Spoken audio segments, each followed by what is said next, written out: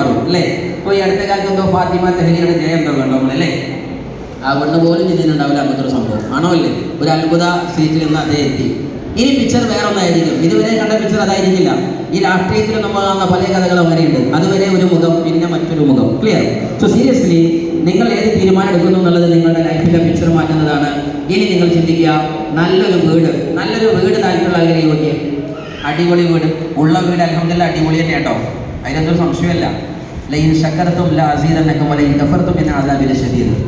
ഉള്ളതിന് നന്ദി പറയണം, അത് വേറെ പോയിന്റ്. പക്ഷേ വീട് നന്നായാൽ ലാഭം എന്താണ്? ഒരുപാട് ആളുകൾക്ക് നമുക്ക് അക്കോമഡേറ്റ് ചെയ്യാൻ പറ്റും ആണോ അല്ലേ? ഒരുപാട് വിരുന്നേര് വന്നാൽ നീ ഉറങ്ങിയിട്ട് പോയിക്കോ എന്ന് പറയാൻ പറ്റും, പലതും ചെയ്തു എന്നൊക്കെ പറയാൻ പറ്റും. ക്ലിയർ ആണോ അല്ലേ? അപ്പോൾ നല്ല സ്വപ്നങ്ങൾ, നല്ല വീട് താല്പര്യം ആണോ അല്ലേ? ഞാനിത് പറയുന്ന സമയത്ത് പണ്ടൊരിക്കൽ ഞാൻ ഈ ക്ലാസ് എടുത്ത സമയത്ത് മിസ്റ്റർ മുകേഷ് അംബാനി അറിയാം നിങ്ങൾ? മുകേഷ് അംബാനി അറിയുന്ന ആൾക്കാർ അയാൾക്ക് കണ്ടാലൊന്നും ചോദിച്ചിട്ടില്ല, നിങ്ങൾക്ക് അയാൾ അറിയാനേ ചോദിച്ചിട്ടുള്ളൂ. അറിയാലോ? ഓക്കെ. ഈ മുകേഷ് അംബാനിയുടെ വീട്ടിൽ വലിയൊരു കല്യാണം നടന്നു. ആ കല്യാണം നടന്ന ക്ലാസ്സിൽ ഇതുപോലെ ഒരു ഡ്രീം സെഷൻ എടുത്തുകൊണ്ട സമയത്ത് ഒരു കോളേജിലായിരുന്നു. അപ്പോൾ ഞാൻ പണ്ടുകാലത്തെ കോളേജിൽ പഴയ കരിയറിൻ്റെ ക്ലാസ് കൊടുത്തു. പിന്നെ ഞാൻ ഡ്രീമിൻ്റെ ക്ലാസ് മാത്രമായി. അതിന് കാരണമുണ്ട് കേട്ടോ, പറയാം. സോ ആക്ച്വലി ഒരു പിള്ളേർ പറഞ്ഞു, സാറേ അതൊക്കെ അഹങ്കാരമല്ലേ, 5000 കോടിയുടെ കല്യാണ കാര്യങ്ങൾ നടത്താമെന്ന് പറഞ്ഞാൽ പടച്ചോൻ ചോദിക്കുമല്ലേ, അത് പാവങ്ങൾക്ക് വീട് ഉണ്ടാക്കി കൊടുത്തോളൂ അല്ലേ? അങ്ങനെയല്ലോ പറയാം ചില ആൾക്കാർ അല്ലേ? അങ്ങനെ തോന്നിയ ആൾക്കാർ ചോദിക്കേ അംബാനി കുറച്ച് ഓവറാക്കി എന്നുള്ളത് അല്ലേ?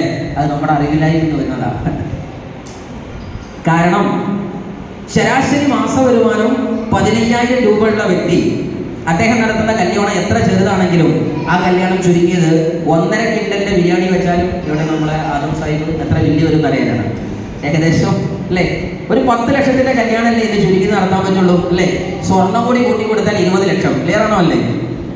ഞാൻ പറഞ്ഞ പോയിന്റ് ഓക്കെ അല്ലേ?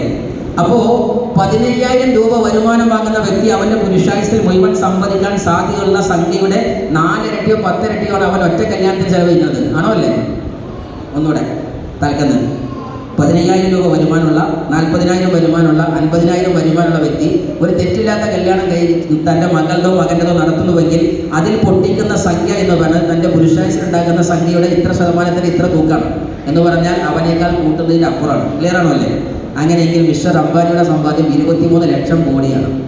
അതിൽ അയാൾ കല്യാണത്തിന് ചെലവഴിച്ചത് ആകെ 5000 കോടിയാണ്. അപ്പോൾ അയാൾ പിഷ്കനല്ലേ ശരിക്ക്? നിങ്ങൾക്ക് മനസ്സിലാക്കണമെന്നറിയില്ല. നിങ്ങളിൻ്റെ കൂടെ ഉണ്ടോ?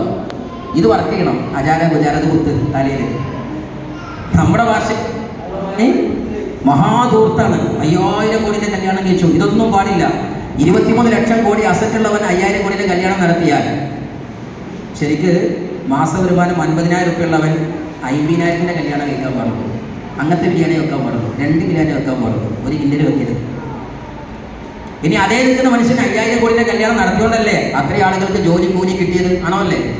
അയാൾ 5000 കോടിൻ്റെ ജോലി കല്യാണം നടത്തിയെന്ന് പറഞ്ഞാൽ എന്താണ്? ഗിഫ്റ്റായിട്ട് കൊടുത്തത് മകൻ എല്ലാവർക്കും എന്താണ്? 30 കോടിയുടെ വാച്ചാണ് പ്രധാനപ്പെട്ട 50 ആൾക്കാർക്ക് കൊടുത്തത്. 30 കോടിയുടെ അടുത്ത് വരുന്ന വാച്ച് ഡയമണ്ടൊക്കെ പതിപ്പിച്ച്. ക്ലിയർ? അപ്പത്തെ ആൾക്കാർക്ക് ആ സാധനം കൊടുക്കുമ്പോൾ ആ വാച്ചിൻ്റെ കമ്പനിക്കാർക്ക് അത്രയും തന്നെ കച്ചവടം ഉണ്ടാവില്ലേ? അതേ ഉള്ളൂ, വേറെ ഒന്നുമില്ല. അവിടെ വിളമ്പിയ സദ്യ കോടികളുടെ സദ്യ ആയിരിക്കും ആണോ അല്ലേ? അപ്പോൾ അത്രയും പണിക്കാർക്ക് ജോലി കിട്ടിയില്ലേ? ആ അംബാനി എങ്ങാനും ചെറിയ അന്നദാനം നടത്താതെ ഒരു കല്യാണം നടത്തി ഇന്ത്യൻ്റെ അവസ്ഥ. എൻ്റെ അഭിപ്രായത്തിൽ അംബാനി 5000 കോടിയുടെ കല്യാണം നടത്തേണ്ടത് 1 ലക്ഷം കോടിയുടെ കല്യാണം നടത്തേണ്ടത്. എന്നാലേ കുറേ ആൾക്കാർക്ക് ജോലിയിട്ടുള്ളൂ. നീ ബ്രെയിന് മാറ്റിയാലേ ശരിയാവുള്ളൂ. അതുകൊണ്ടാണ് ഞാൻ ബ്രെയിന് മാറ്റാതെ ക്ലാസ് കേൾക്കുന്നത്. പെര വലുതായാൽ ഇതെന്തിനാ പറഞ്ഞതെന്നറിയോ? നിങ്ങളെ വീട് വലുതാവണോ എന്ന് ആശങ്കപ്പെട്ട് നിൽക്കുന്നയാൾ ഇപ്പോഴും തിരിച്ചറിയാത്തൊരു സത്യമുണ്ട്. നിങ്ങളെ വീട് വലുതായാലാ ആ നാട്ടിൽ കുറേ ആൾക്കാർ പണിയിട്ടുള്ളൂ. ഞാൻ പറഞ്ഞ ഓടിയോ? മിനിമം ഒരു 5 CR 10 CR വീടുകൾ സ്വപ്നം കാണുക. അപ്പോൾ സ്വാഭാവികമായിട്ടും അതിൻ്റെ കൊട്ടേഷൻ വാങ്ങിയ 15 മണിക്കാർക്ക് മുഴുവൻ കുടുംബം മുഴുവൻ കൈയുള്ള പൈസ കിട്ടും ആണോ അല്ലേ? സ്വാഭാവികമായി ഇങ്ങനെയല്ലേ സത്യം? നേരെ മറിച്ച് ഞാൻ ചെറിയ വീടേ ഉണ്ടാക്കുള്ളൂ, ചെറിയ വാഹനം എടുക്കുള്ളൂ എന്ന് പറഞ്ഞാൽ നിങ്ങൾ ഒരാൾക്ക് ഒരു ഉറുപ്പ്യ കൊടുക്കില്ല എന്നുള്ളൂ കൂടി പറഞ്ഞ പോലെ. മനസ്സിലായോ? വലിയ വീട് ഉണ്ടാക്കി വലിയ സമ്പാദിച്ച് പടച്ചോൻ എന്തും തരട്ടെ വാങ്ങ്. അല്ലാതെ പടച്ചോൻ എനിക്ക് അധികം ഒന്നും തരട്ടെ, കുറച്ച് മതി എന്ന് ചോദിക്കല്ലേ. നാളെ കിട്ടാതാവുമ്പോൾ മനസ്സിലാവും ഇതിൻ്റെ വില എന്താ. മനസ്സിലായോ? ക്ലിയർ? അപ്പോൾ സീരിയസ്ലി വലിയ വീടുകൾ നിങ്ങൾ സ്വപ്നം കാണും അല്ലേ? അല്ലെങ്കിൽ വലിയ വാഹനങ്ങൾ നിങ്ങൾ സ്വപ്നം കാണും. വലിയ വാഹനം, റേഞ്ച് റോവർ അല്ലേ? എന്താ റേഞ്ച് റോവർ നമ്മളെ കയ്യിൽ ഇല്ലാതിരിക്കാൻ കാരണം എന്താ? നമ്മളെ റേഞ്ച് ലോവർ ആയതുകൊണ്ട്. എന്നാണോ റേഞ്ച് ഓവർ ആയത് അപ്പോൾ എന്ത് വരും? റേഞ്ച് റോവർ വരും. മനസ്സിലായോ? നല്ല വാഹനങ്ങൾ. പണ്ടാരോ പറഞ്ഞു വലിയ വാഹനം വാങ്ങുന്നത് നല്ലതല്ലാന്ന്. അതാര് പറഞ്ഞു? ഇനി ആരും അറിയില്ല. മിസ്റ്റർ ജഗതി എന്ന് പറഞ്ഞ സിനിമാ നടൻ ഉണ്ടായിരുന്നു, അറിയോ? ജഗതി എന്ന് പറഞ്ഞ സിനിമാ നടൻ അല്ലേ? അദ്ദേഹത്തിൻ്റെ സമ്പാദ്യം അനുസരിച്ച് അദ്ദേഹത്തിന് മിനിമം ഒരു തെറ്റില്ലാത്ത 1 കോടി 2 കോടിയുടെ നല്ല ലക്ഷറിയുടെ അപ്പുറത്തേക്ക് സെക്യൂരിറ്റി ഉള്ള കാറ് വാങ്ങാൻ പൈസ ഉണ്ടായിരുന്നു. പക്ഷെ അന്ന് ഇന്നോവയിൽ പോയതുകൊണ്ടാണ് ഞങ്ങളുടെ യൂണിവേഴ്സിറ്റിയിൽ ആ ജഗതി വളവ് എന്നതിൻ്റെ പേര്, ജഗതിയുടെ അപകടം നടന്ന വളവിൻ്റെ പേര് ഇന്ന് ബസ്സിലൊക്കെ പറയും ജഗതി വളവ് എന്നാണ്. അവിടെ മഹാദുരന്തം നടന്നു, അയാൾ സിനിമയിൽ നിന്ന് ഔട്ടായി. ക്ലിയർ ആണോ അല്ലേ? അയാൾക്ക് പൈസ ഉണ്ടായിരുന്നില്ല വാങ്ങാൻ.